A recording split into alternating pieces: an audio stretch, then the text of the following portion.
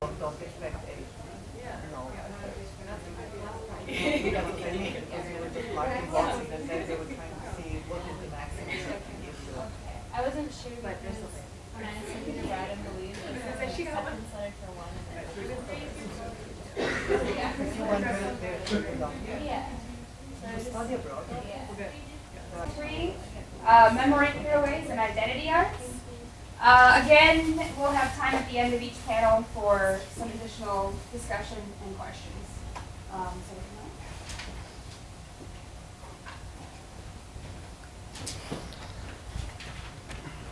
Hi, I'm Aurelio Mesa. I'm studying in Tijuana, and I really want to thank you for giving us the opportunity to come to Madison. I was very happy to meet Lauren, Xenia, whose work on Cartoneras I've been acquainted with. And, it's really, and thank Jamie and Ramona for all this effort you have despite the thesis. My thesis project in El Colegio de la Frontera Norte relates to,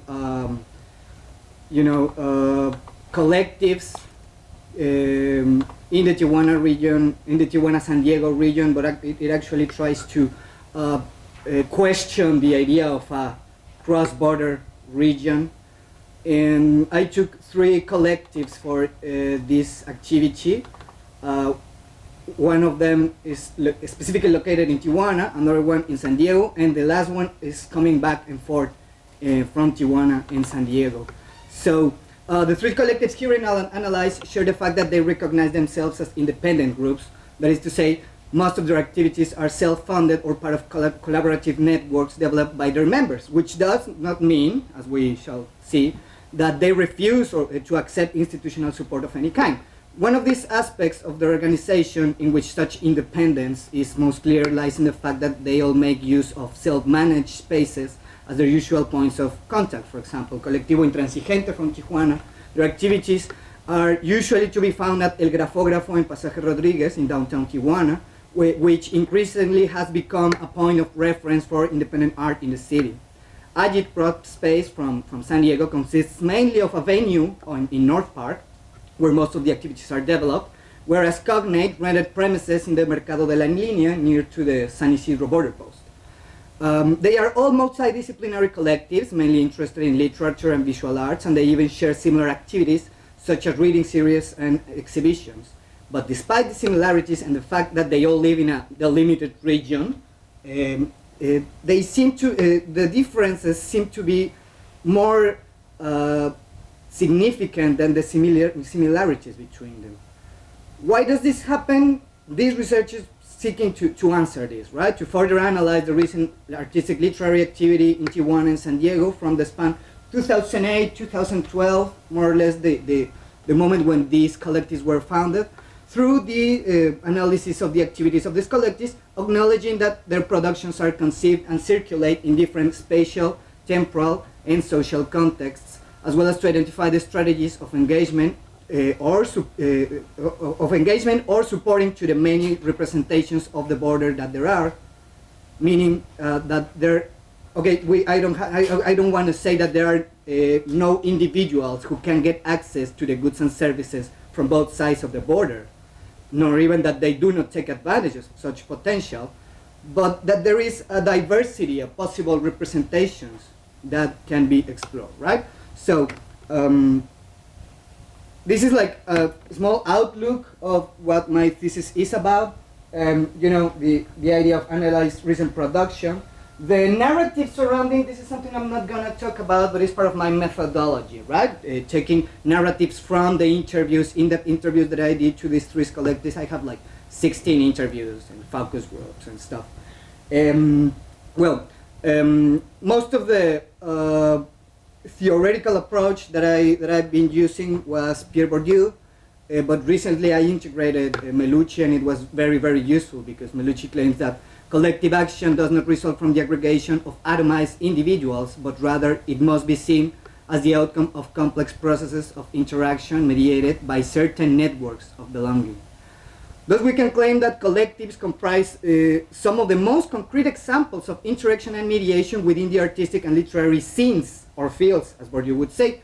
And even more, since interaction is the fulcrum of participation in fields, as well as of all relationships and possible forms of social or cultural contact in the US-Mexico border and actually any kind of place, the condensation of interaction among groups with similar interests in areas geographically isolated from each other lets us see how the idea of a cross-border art scene is but a mere fiction. If there was such a degree of interaction between Tijuana and San Diego so that we could talk about a cross-border region or metropolis, it would be easy to find binational collectives with members permanently residing in either city or both, whose work in and exhibition spaces were indistinctly institutional or independent, Mexican or American, and above all, bilingual. And there is no such thing. Instead, we find several collectives that, from their own interests and possibilities, take advantage only partially of the resources and benefits they can get from cross-border interaction. The closest we've got to a binational collective is Cognate, but as we will further discuss, its members' interest on cross-border interaction comes from their experience as inhabitants of border regions, confronting their life worlds with the more symbolic approaches to the border developed in other US cities such as Los Angeles. Its existence alone is not enough to talk about a cross-border art scene. The term collective identities was chosen following Alberto Melucci, who acknowledges that the term identity remains semantically inseparable from the idea of permanence, yet he uses the term anyway in the absence of a more accurate linguistic term to refer to the processes defining action rather than a self or ontological subject. When talking about a collective actor, we do not refer to a set of individuals, but rather to the processes of organization, perception, and production of meaning by members of a given group. Even though Melucci focuses on social movements, his theoretical approach helps us understand groups and group formation as a complex phenomenon which must be seen from different perspectives and approaches in order to be fully understood. This perspective helps us break the boundaries of stiff classification and theoretical generalizations in order to understand each case from their particular point of view and its position in this social field. Among other things, Melucci states that there are three aspects or axes that all collective actors share, namely the means and ends within which their actions and decision-making are developed, and the context or field in relation to which they work. And this thing about the context is really, really important for my argument. He also states that there must be a social frame in order for collectives to operate, to have a meaningful reason to exist, and call this the paradox of identity. I'm quoting Melucci. In affirming its difference from the rest of the society, a movement also states its belonging to the shared culture of a society and its need to be recognized as a social actor. End of quote. Collectives oppose, modify, or seek to change actual rules to make them more equitable, but a movement focused purely on the destruction of the system would be quickly repressed.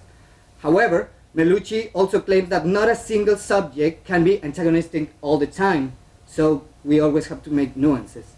In collectives, not only do we find several different definitions and perspectives towards the collective's personality in a given moment, but also throughout time. One particular collective can change the means and ends which constitute it if its members learn to negotiate among each other and as well with other networks that constitute its context.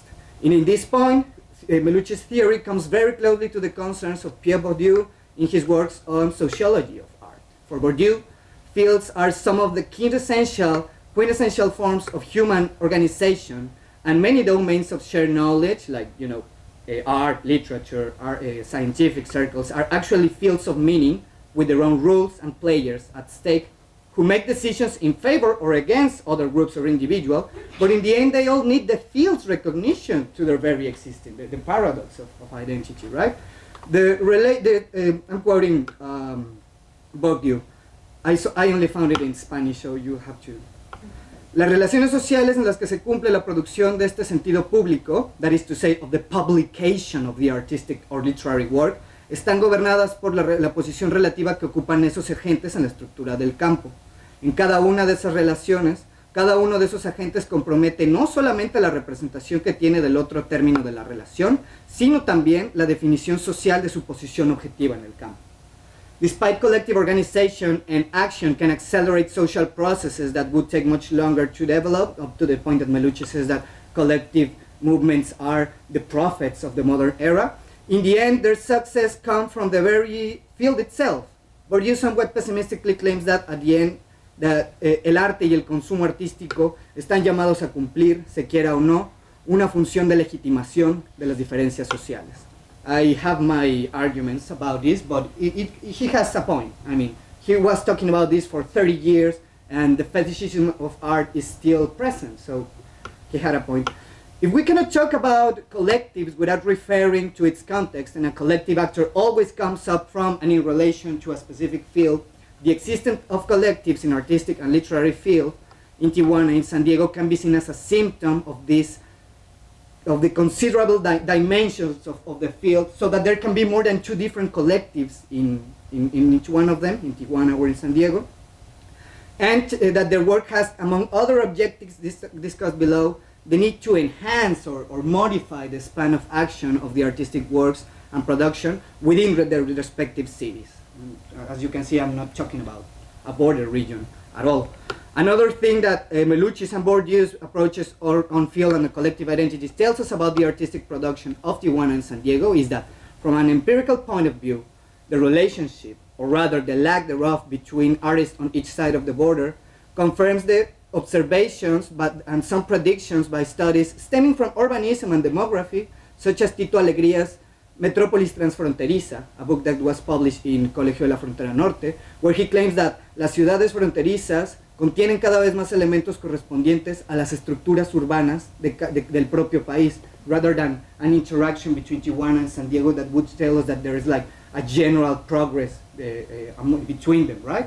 However, neither can we talk about 2 separate, undividable fields where no interaction happens at all. Throughout the last decade, collectives such as Caltransit in San Diego and Interdisciplinario La Línea in Tijuana, as well as artistic festivals like Inside, joined efforts and tried to further develop binational collaboration. One of the collectives that are part of the main discussion of this thesis research, Cognate, was founded by a Mexican and a Mexican-American who met in Los Angeles, and their works are usually related to border issues such as migration and economy in the region, transportation of goods and other items, and so on. The truth is that there are indeed many border crossers in the region, as Pablo Vila called them in his criticism to Gloria Anzaldúa, Néstor García Canclini, and Homi Baba, but they have been increasingly favored by researchers who look for the most picturesque examples, what our keynote speaker was actually saying, or those that better adjust the theoretical ponderings. They are only one part of the many possibilities of interaction that can happen both within and across the border. Now I will briefly, I skipped the review of literature.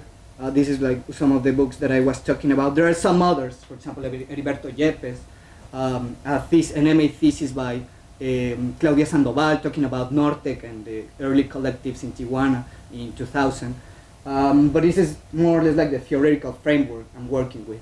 But now I will briefly describe the 3 collectives analyzed in this project, as well as some of their activities, means of orientation, and so on. Although Melucci's classification of collective movements may prove useful sometimes, in my thesis research I have decided to build new models, especially focused on art literature collectives, stemming not only from my own theoretical readings from Melucci, Manuel Castells, among others, but also from definitions made by interviewed artists who participate in collective projects.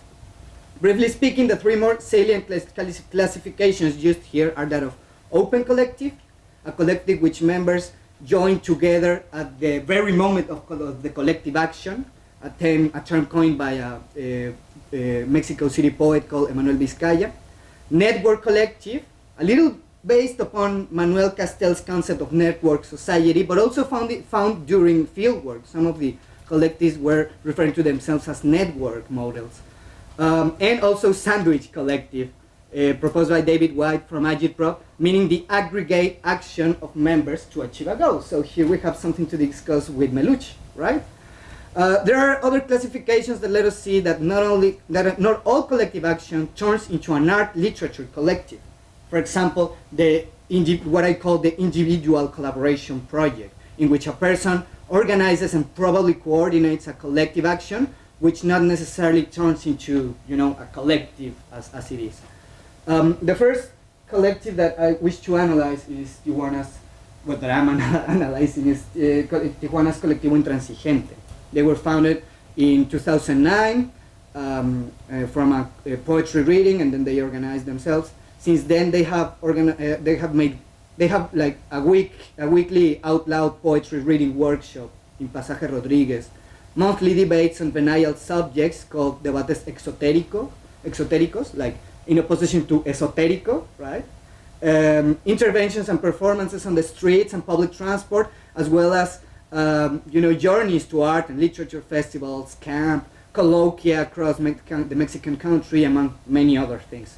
The large amount of members, there are 5 regular participants and up to 15 temporary ones who change constantly throughout time, is tantamount to the increasingly visible art scene that has shaped the youngest generation of artists in Tijuana since the late 90s, when the so-called Nortec boom boosted up the creation of collectives not only focused on music but also on visual arts, literature, film, and so on. In a field where collectives were seen as a good way to introduce themselves to other participants of the field, members of Intransigente managed to position themselves to other participants of the Tijuana field throughout the activities made on behalf of the collective. Up to date, unlike other collectives, many activities of Intransigente are focused on the widespread of the creative processes outside the spaces traditionally provided to that end. In other words, performance and interventions on public spaces tend to bring art and literature to the streets, which is one of the things that I'm most interested about Intransigente.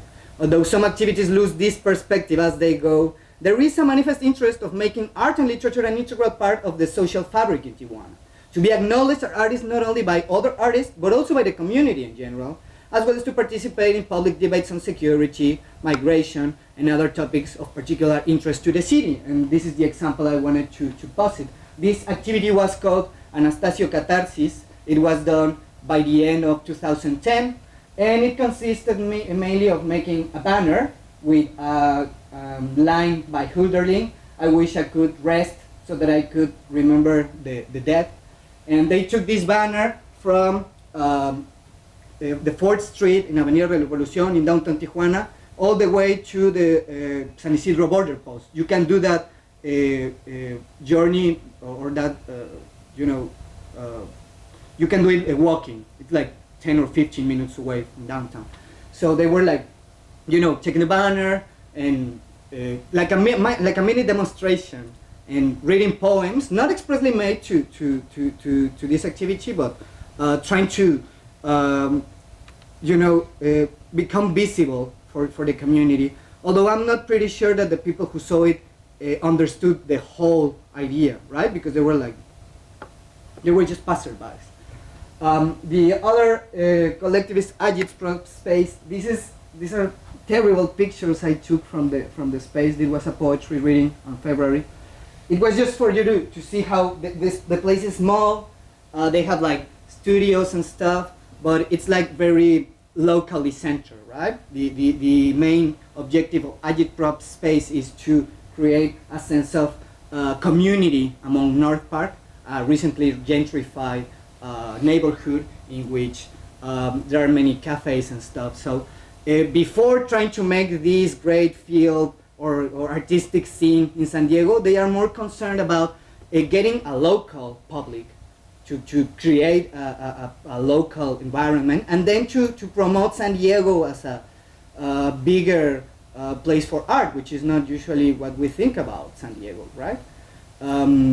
It's a very difficult job they do, and probably they're not gonna see the fruits in the short term, but it's a really noble activity. And this is like the most picturesque example that I found, Cognate Collective. These are the Mexican Americans.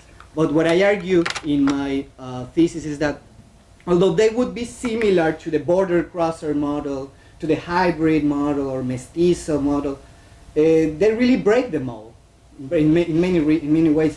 One of these guys, Misael Diaz, is studying the MFA in visual arts in UCSD, and he says, We wish to take all the possible advantage of the of U.S. institutions in order to get the, material or to provide to the communities we are working with. So they know that they are working in a U.S. environment, but they try to, as Bourdieu would say, convert the economical capital into cultural capital and help the communities they work with. They have, for example, a project in El Hotel del Inmigrante in Mexicali, where they basically ask the immigrants to take photographs of stuff in the hotel, then go to galleries in the US, sell the photographs for the price of the items photographed, and then take the money and buy stuff for that hotel. So there is even a sense of art that helps the community, right? They use the fetishization of art in order to help those that they are working with, and I find that a very innovative way of working.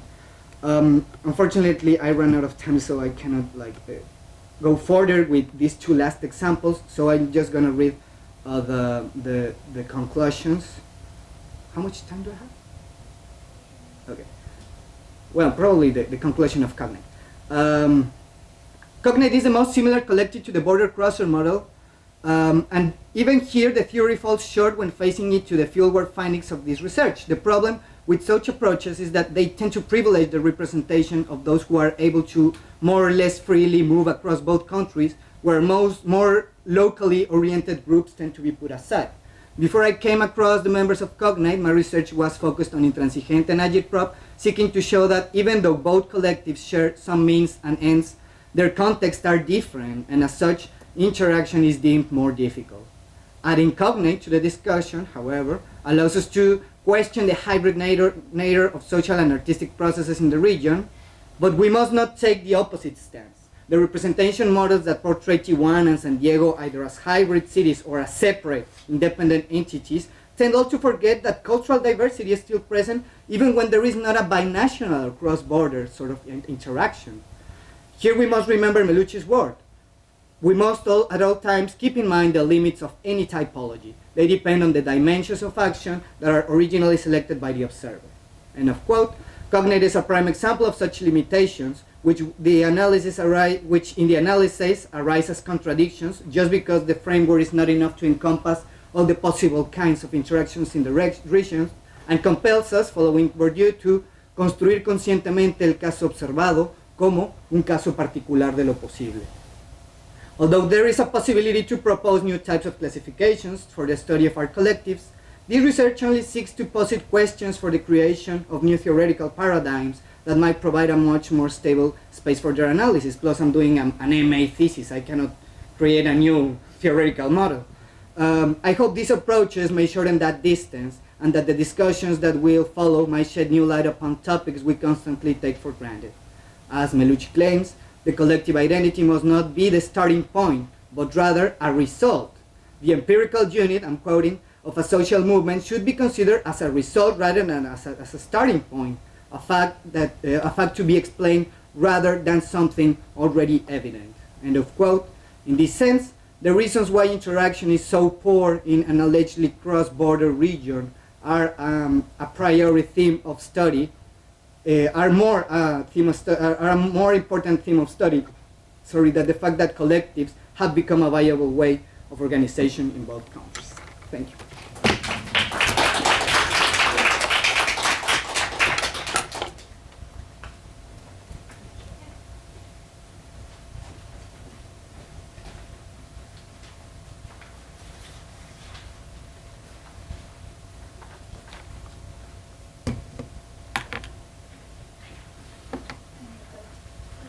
Yes, thank you. Can everybody hear me? All right. Thank you for organizing and bringing together all these papers from very different disciplines. It's so great to be able to talk to people with different methodologies and across disciplines.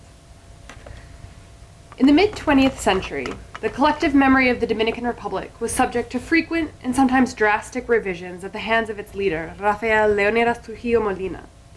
A monomaniacal and malicious dictator, during his 31-year regime, Trujillo manipulated Dominican collective memory and cultural identity through the extremely violent and pervasive control of language, media, visual culture, and the bodies of the population. Any attempts to subvert or avoid Trujillo's influence over everyday life in the Dominican Republic was met with brutality, further forcing the acceptance of his version of collective memory and Dominican identity. One of Trujillo's more ostentatious modifications to the psychic geography of the nation was to change the name of its capital city from Santo Domingo de Guzman to Ciudad Trujillo, a constant reminder of the dictator and his seemingly limitless power over daily life. The city resumed its original name after his assassination in 1961, but visual remnants of Ciudad Trujillo and the horrors of Dominican life under El Jefe remained. A subtle yet striking attempt to recuperate Dominican collective memory from Trujillo's forced revisions is made visual on a picture postcard of La Catedral de Santa Maria. The postcard of the cathedral depicts the facade and front courtyard of the building from a side angle, as though viewed from just across the street. The low stone fence surrounding the perimeter frames the view and visually mimics the pointed Baroque pediment above. The mirrored pyramidal shapes formed by the pediment and the courtyard fence confer a sense of stability and durability to the building. The impression of visual permanence can be extended to the institution of the church and, given the modified name of the city, even to Trujillo himself. You know what they say, God in Trujillo, or said. The words printed in the upper right-hand corner of the postcard tersely identify the architectural view, Catedral, Ciudad Trujillo. But the typeset text has been effaced, undermining the otherwise official nature of the caption. The words Ciudad Trujillo have been roughly crossed out with pencil, and Santo Domingo 1500 handwritten below. The alteration of the postcard, a scribbled note by an anonymous hand, works to reclaim a sense of collective memory from the attempted revisions dictated by Trujillo. The penciled-in script on the postcard explicitly links a significant physical symbol of Dominican colonial history and cultural identity, La Catedral, with the city's reclaimed designation, recovering both from Trujillo's attempts to revise Dominican collective memory.